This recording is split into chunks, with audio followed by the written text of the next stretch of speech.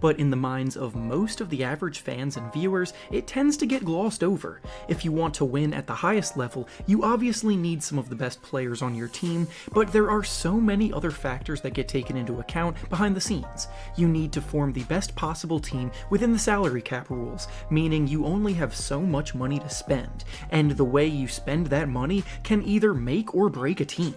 The best teams manage their money tremendously, and the worst teams tend to be the ones overpaying players that aren't talented enough to justify the salary, which brings us to the topic of today's video. For both this video and my next video, I'll be running through every team in the NBA and identifying the most overpaid player under contract for next season on those teams, with this one going through the East and tomorrow's video going through the West. Before we get started though, it turns out about 73% of you watching right now aren't even subscribed to the channel, so please, if you enjoy the content, consider hitting the subscribe button, because not only does it help out a ton, but I would also very much appreciate it. Now with that being said, let's begin. Going in alphabetical order, the first team up is the Atlanta Hawks, and their most overpaid player is Dwayne Dedmon. Dedmon is the team's second highest paid player going into next season, making over $13 million per year, but he's currently a backup center, coming off of a season where he averaged just 6 points and 6 rebounds per game. He's really not a bad backup center by any means, but for that money, he was the easy choice here. Next up is the Boston Celtics, and their most overpaid player is Gordon Hayward. Hayward signed a max contract with the team back in 2017 that will pay him $34 million this season after being an all-star in Utah, but unfortunately, due to a variety of circumstances, mostly involving injuries, he just hasn't been able to perform as expected, making him one of the worst contracts in the whole league. He did actually have a pretty good season last year, putting up about 17 points, 6 rebounds, and 4 assists per game on pretty good shooting efficiency, but those aren't the kind of numbers you would expect from a player with a max contract. They're more so the level of production from a good maybe third or fourth option. Up next is the Brooklyn Nets, and their most overpaid player is Taurean Prince. Prince was actually a pretty good role player in his 3 seasons in Atlanta, so when Brooklyn acquired him, they immediately rewarded him with a 2-year extension, paying him about $14 million per season. And that would have been great if his production didn't completely fall off this year. One of the best parts of his game was he was a reliable 3-point shooter that made the shots efficiently on the wing, but this year his scoring average dropped to just 12 points per game, and he got those points by shooting a poor 38% from the field and 33% from 3. Next up is the Charlotte Hornets, and their most overpaid player is Nicolas Batum. Batum has infamously been landing on these kind of lists for a while now because of the monster contract he signed back in 2016 that will pay him $27 million this year. This was a baffling move for the team to make at the time, and it's continually proven to be bad ever since, as he's now coming off of a year where he put up a minuscule 4 points per game on dreadful efficiency while failing to impact the game positively anywhere else. Next up is the Chicago Bulls, and their most overpaid player is Otto Porter.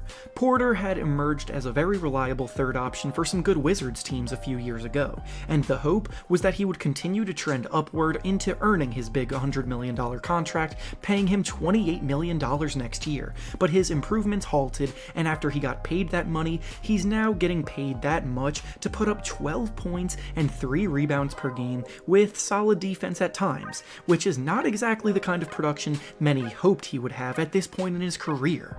The next team up is the Cleveland Cavaliers, and their most overpaid player is Kevin Love. Kevin Love was kind of just the choice by default here because most of the roster is made up of young players on their rookie deals. When Love signed the max contract, currently paying him $31 million per year, the hope was that he had a few all-star caliber seasons left to help them stay relevant. But now the Cavs seem to be shifting more towards their rebuild, and Love's fat contract is hampering their ability to go all in on it until they find someone who wants to trade for him. Up next is the Detroit Pistons, and their most overpaid player is Blake Griffin. The Pistons took a risk trading for Griffin 2 seasons ago, hoping he could boost them to playoff relevance, but unfortunately for them, injuries have killed any chance of that happening, and this past year, Griffin looked like a shell of his former self in the limited time that he played. He's making $36 million next year, making him one of the highest paid players in the league, but the likelihood of him ever getting back to his former self and living living up to that contract seems unlikely at this point. Next up is the Indiana Pacers, and their most overpaid player is Jeremy Lamb. Lamb is a nice option to have on the wing as a scorer, giving you 12 points on mediocre efficiency, but he's not much of a playmaker, he struggles on defense, and what he is for the price tag of over $10 million per year just seems to be a bit too much for a player of his caliber.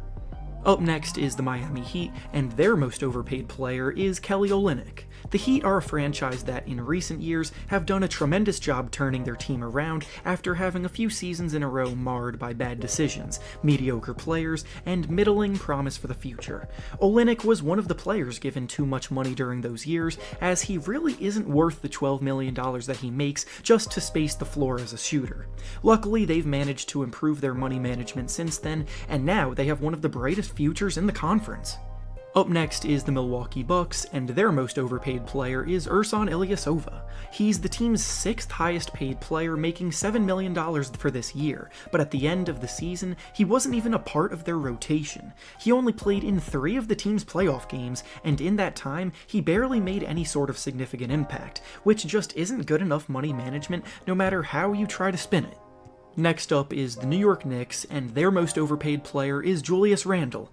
The Knicks are another team filled mostly with young players on their rookie contracts, and many of the players that they also have outside of that are on team options for next year that likely won't get picked up by the team, meaning Randle basically has to be the choice here. He's making $19 million next season, and while his production of 19 points and 10 rebounds per game doesn't seem bad on paper, many Knicks fans have become incredibly frustrated with his lack of court awareness and poor shot selection throughout games. Up next is the Orlando Magic, and their most overpaid player is Al-Farouq Aminu. After making the playoffs for the first time in a while last year, they brought Aminu in as their big signing for $10 million per year to get some good veteran experience, balanced production across the board, and impactful play in a role player's position, but he only managed to play 18 games for them before getting injured and missing the rest of the year.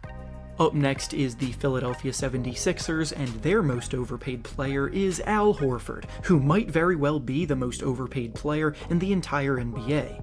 Horford is making $28 million next year, and after having what was his worst season in a very long time, where he showed very clear signs of being past his prime on both ends of the floor, he's currently limiting a lot of what the Sixers want to do. Next up is the Toronto Raptors, and their most overpaid player is Patrick McCaw. The Raptors are a team that generally have been very good with their money, and the choices here were slim. McCaw really hasn't ever developed into a player worth being in the rotation, yet he's making $4 million next year, and for that, he was the choice kind of by default. And finally, the last team in the conference is the Washington Wizards, and their most overpaid player is John Wall. Wall was one of the best point guards in the league at his best, but ever since he signed a max extension paying him over $40 million from here on out, he's been killed by injuries, and there's just no telling if he'll be able to recover and regain his previous superstar form. And with that being said, that's all I have for you today. Make sure to like the video, subscribe to the